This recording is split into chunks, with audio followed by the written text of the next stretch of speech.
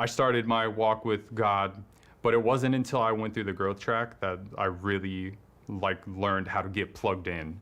And I was in the process of becoming a nurse, going through school, at the same time trying to, really figure out how to not only grow my spiritual walk with God, but also to help my children grow their spiritual walk with God.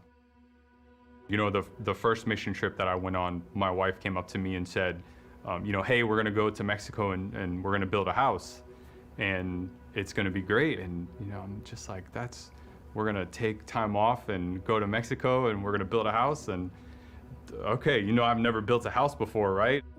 But witnessing healing, witnessing freedom, witnessing my kids and just their hearts change and really what they're feeling and what they're thinking during these times.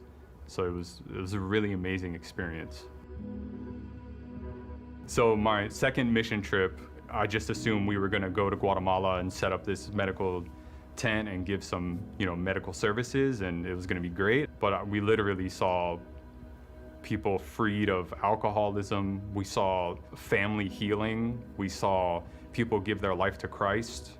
Much more importantly than physical healing, we saw spiritual healing. Not only did these trips change my life, but they're changing my children's lives. They're changing my marriage. They're changing the way that I treat my patients. They're changing the way that I treat my family.